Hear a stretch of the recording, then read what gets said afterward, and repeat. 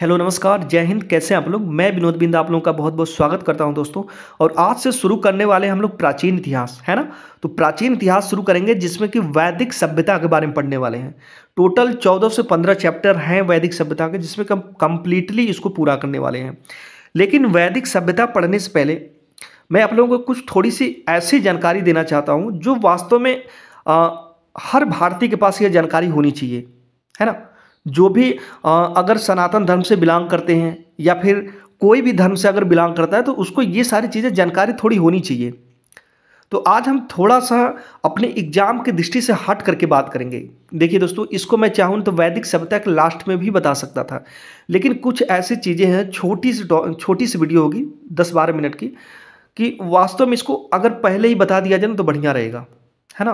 तो वास्तव में ये चीज़ें जो मैं आपको बताने जा रहा हूँ ये आपके अंदर एक कॉन्फिडेंस भरने वाली चीज़ है ना। अच्छे अच्छे लोगों को ये सारी चीज़ें पता नहीं होगी जो मैं आज बता रहा हूँ। अगर ये अच्छे अच्छे लोगों के सामने रखेंगे ना तो बोलेंगे वाह। ठीक है, तो आइए देखते हैं। देखिए पुराणों में अच्छा, ये पहले आपको वैदिक के बारे में थोड़ा सा बता देता हूँ।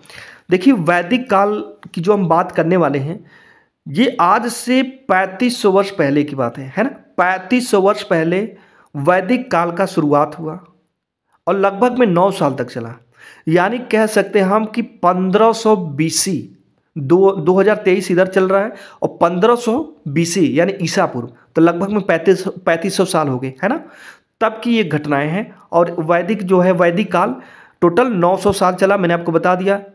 तो आइए शुरू करते हैं, पुराणों के बारे में पहले जान लेते हैं, फिर उसके बाद वैदिक के बारे में 14-15 चैप्टर में हम पूरा डिस्कस करते रहेंगे, है ना। तो थोड़ा बहुत पुराणों के बारे में देख लेते हैं। देखिए पुराणों में 4 युगों का वर्णन है ना। कौन कौन सा? कृतयुग जिसको सतयुग बोलते हैं, त्रेता युग, द्वापर युग और कलयुग।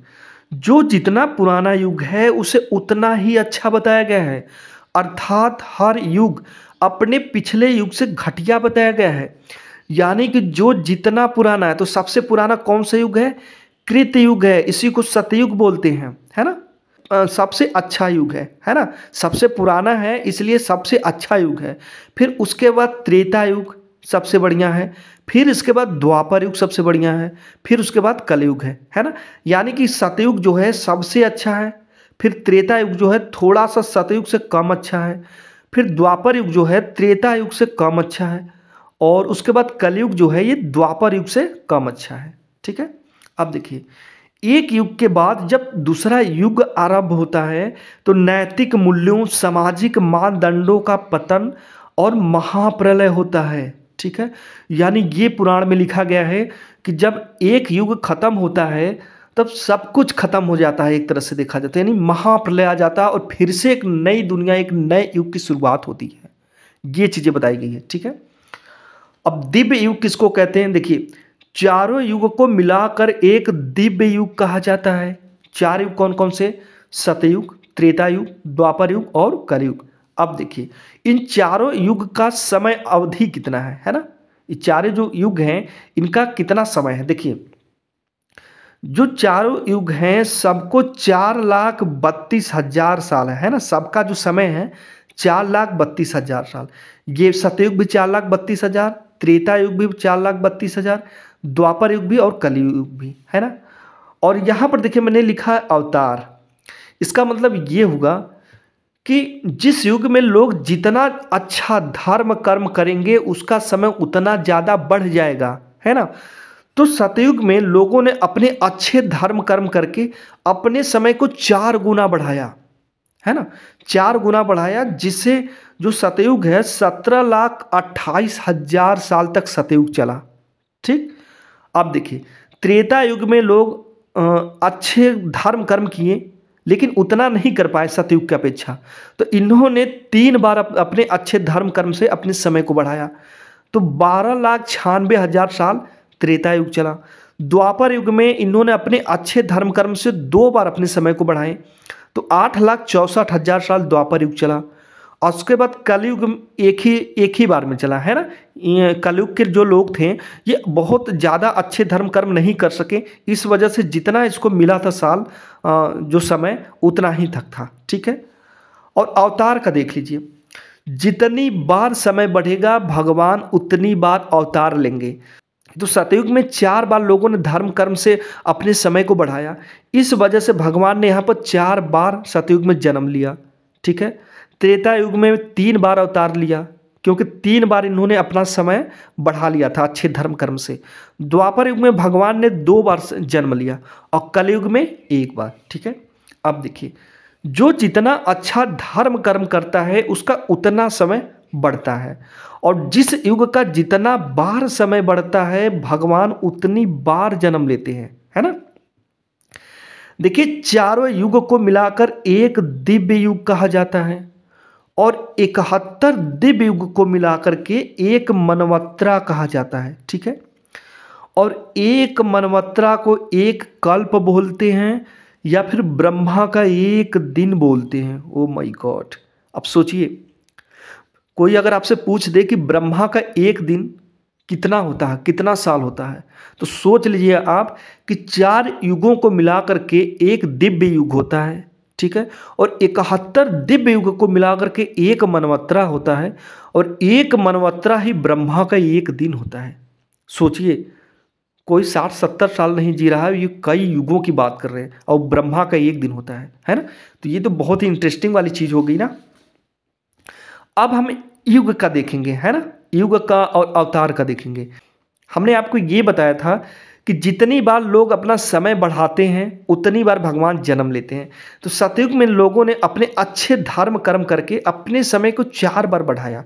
जब 4 बार बढ़ाया तो 4 बार भगवान ने जन्म भी लिया, यानी अवतार भी लिया पृथ्वी पर। तो देखिए, सबसे पहले इन्होंने मत्स्य अवतार लिए, फिर उसके बाद कूर्म अवतार, फिर वाराह अवतार, फिर नरसिंह अवतार, फिर त्रेता युग में इन्होंने 3 बार जन्म लिया, क्योंकि 3 बार लोगों ने अपने समय को बढ़ाया अच्छे धर्म कर्म करके। वामन अवतार, परशुराम अवतार, रामा अवतार। फिर द्वापर युग में 2 बार लोगों ने समय बढ़ाया, तो 2 बार भगवान अवतार लिए पृथ्वी पर, कृष्णा अवतार और बुद्धा अवतार। और कलयुग में लोग नहीं बढ़ा सके अपने समय को, है ना, तो एक ही बार 4,32,000 साल ही कलयुग चलेगा। तो इसमें क्या है कि भगवान कल की जन्म लेंगे, है ना, जन्म लेंगे या फिर लिए होंगे, आई डोंट नो। लेकिन अगर हम कलयुग के हिसाब से देखें तो दोस्तों लगभग मैं आपको बता रहा हूँ कितने साल चल रहा है, 5,200 या 300 साल चल रहा होगा, है ना। क्योंकि जो कल की सनमत है ये 3100 या 3200 ईसा पूर्व के आसपास है। तो नॉर्मली ये समझ लीजिएगा कि अभी कलयुग का 5,000 प्लस साल चल रहा है। ठीक है।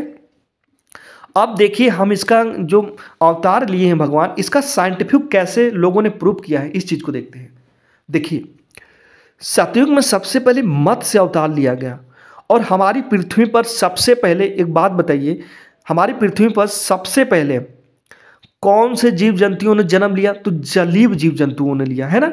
सबसे पहले जल में रहने वाले जीव जंतुओं ने हमारी पृथ्वी पर जन्म लिया। फिर उसके बाद स्थल और जल पे रहने वाले जीव जंतुओं ने जन्म लिया, है ना।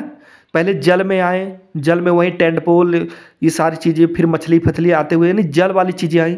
फिर उसके बाद ऐसे जीव जंतु पृथ्वी पर आए जो जल में भी रह सकते थे और जमीन पर भी, है ना, उभयचर।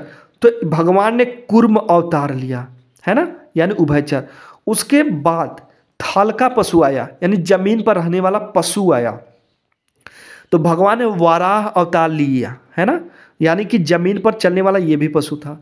उसके बाद अर्ध मानव, यानी मानव और पशु के बीच का जानवर या जीव आया, यानी बंदर, चिंपैंजी। तो भगवान ने नरसिंह अवतार लिया, है ना, यानी कि आधा मानव और आधा जानवर। अब देखिए, ये सारी चीज़ें जो भगवान के अवतार है, कैसे पृथ्वी पर जीवों की उत्पत्ति से रिलेटेड सारी चीज़ें हो रही है। पृथ्वी पर भी सबसे पहले जलीय जीव आया, फिर उसके बाद स्थल और जल पर रहने वाला, फिर उसके बाद थल का पशु आया, यानी जमीन पर रहने वाला प्रॉपर, फिर उसके बाद मानव और जानवर के बीच का पशु आया, मतलब जीव जंतु आया। तो जैसे जैसे भगवान अवतार लिए हैं वैसे वैसे इधर देखिए साइंटिफिक वैज्ञानिकों ने भी इसको प्रूव किया कि हाँ ऐसी बात है भाई। पहले जल में रहने वाले जीव जंतु आए, फिर उसके बाद उभयचर आए, फिर उसके बाद स्थल पर रहने वाले आए। तो इस तरह से ये साइंटिफिक भी प्रूफ हो रहा है। उसके बाद लघु मानव आया, यानी छोटे छोटे हाथ पैर वाले मानव। तो भगवान ने वामन अवतार लिया यहाँ पर, है ना। फिर उसके बाद शस्त्र वाले मानव आए, तो भगवान ने परशुराम अवतार लिया। फिर उसके बाद समुदाय में रहने वाले मानव, पृथ्वी पर आए। तो भगवान ने रामावतार लिया, है ना। देखिए राम जो राम जी थे ये सामुदायिक मानव हो चुके थे, है ना, समुदाय में रहने वाले। उसके बाद पशु पालन करने वाला मानव आया, तो भगवान ने कृष्णा अवतार लिया, ठीक है। उसके बाद कृषि कर्म को बढ़ावा देने वाले मानव आए, तो भगवान भी इधर बुद्धा अवतार लिए। फिर उसके बाद भविष्य का मानव, शक्ति वाला मानव, संहारक मानव है, तो भगवान ने कल्कि अवतार लिया। यानी कहने का मतलब कि देखिए जो भगवान का अवतार है ना, पता नहीं कितनी लाखों करोड़ों वर्ष से पहले की सारी चीज़ें हैं, आई डोंट नो। सतयुग त्रेतायुग पता नहीं कितनी बार से चल रहा है। तो जैसे जैसे भगवान ने जन्म लिया, ये चीज़ें एकदम से प्रूफ हो रही कि वैसे वैसे पृथ्वी पर भी जलीय जीवों का या फिर जो भी जीव जंतु हैं उनका विकास हुआ है ना। पहले देखिए जल में रहने वाले जंतु आए पृथ्वी पर, छोड़ दीजिए इधर भगवान के अवतार की। सबसे पहले जल में रहने वाले जीव जंतु आए, फिर उसके बाद जल और थल यानी उभयचर वाले आए, जीव जंतु जन्म लिए। फिर उसके बाद जमीन पर रहने वाले जीव जंतु आए। फिर उसके बाद बंदर, चिंपैंजी यानी मानव और पशु दोनों के बीच के जीव जंतु आए, है ना। हम ये मानते हैं कि बंदर अंदर जो है ये हमारे पूर्वज हैं, हम मानते हैं इस चीज़ को। फिर उसके बाद लघु मानव आए, यानी कि जो बंदर और चिंपैंजी थे धीरे धीरे इनका जो रूप है बदलता गया, है ना, बदलता गया। फिर वो छोटा बौने की तरह, और आखिर वो बौने तो हैं ही, बंदर चिंपैंजी छोटे छोटे, तो धीरे धीरे छोटे छोटे मानव। फिर उसके बाद शस्त्र प्रयोग वाले मानव, यानी कि जो पत्थर से अपना हथियार बना करके शिकार करके खाते थे, ठीक है ना, तो शस्त्र वाले मानव। फिर उसके बाद मानव को ज़रूरत पड़ी कर यार हमें साथ में रहने की जरूरत है, हमें मिलजुल कर रहने की जरूरत है, तो कबीलाई मानव बन गए, है ना, कबीले में रहने लगे, उसी को सामुदायिक मानव बोलते हैं। तो फिर इनको महसूस हुआ कि एक काम करते हैं कि पशुपालन करते हैं ना, तो पशुपालन करने लगे। फिर पशुपालन करने वाले मानव आए, है ना, यानी कृष्णा अवतार। फिर उसके बाद पशुपालन करने के बाद इनको कृषि करने की जरूरत पड़ी, जब ये स्थायी रहने लगे तो उसके बाद कृषि करने लगे। देखिए वैदिक काल में भी हम यही पढ़ते हैं कि लोग पशुपालन करने वाले थे, कृषि कार्य नहीं करते थे, है ना। थोड़ी बहुत जो छींट देते तो हो जाता था, नहीं तो कृषि व्यवस्था नगण्य थी। तो सबसे पहले वो पशुपालन करते थे, फिर धीरे धीरे वो कृषि भी करने लगे। तो कृषि वाला ये चीज़ें बाद में आ गया। देखिए कंटिन्यू एक सिरे से सारा चीज मैच कर रहा है। फिर उसके बाद भविष्य का मानव, शक्ति वाला मानव यानी संहारक, यानी आज का मानव की बात करें, आज का मानव वास्तव में भविष्य का मानव है, शक्ति वाला मानव है। सोचिए परमाणु बम, हाइड्रोजन बम, इतने बड़ा बड़ा मिसाइल, इतनी बड़ी बड़ी टेक्नोलॉजी विकसित कर रहा है ना। तो आज का मानव जो है ये वास्तव में भविष्य का मानव है। तो इस तरह से उम्मीद है कि आप लोगों को समझ में आ गया होगा। और दोस्तों ये चीज़ें आपको एक सिर्फ का सिर्फ जानकारी के लिए थी, एग्जाम से इसका कोई वास्ता नहीं है। मैं सोचा कि छोटी सी टॉपिक है, इसको आपको बता देता हूँ, और इसको जानना भी जरूरी है। कहने का मतलब ये है कि भगवान जैसे जैसे ये सारी चीज़ें अवतार लिए हैं, वैसे वैसे वैज्ञानिकों ने भी इसको साइंटिफिक प्रूव कर दिया है कि हाँ भाई देखो, भगवान ने पहले जो जन्म लिया उसका मैच कर रहा कि हाँ जलीय जीव पहले जन्म लिए, है ना। फिर उसके बाद पता नहीं कौन कौन से जैसे जैसे जन्म लेते गए वैसे वैसे पृथ्वी पर भी जीवों का विकास होता गया, ठीक है। तो ध्यान रखिएगा, कल से हम वैदिक युग के बारे में बहुत ही ज़बरदस्त ढंग से पढ़ने वाले हैं, ठीक है। तो अच्छे से मन लगा कर पढ़िए। वीडियो स्टॉप करते हैं इसी पर। धन्यवाद।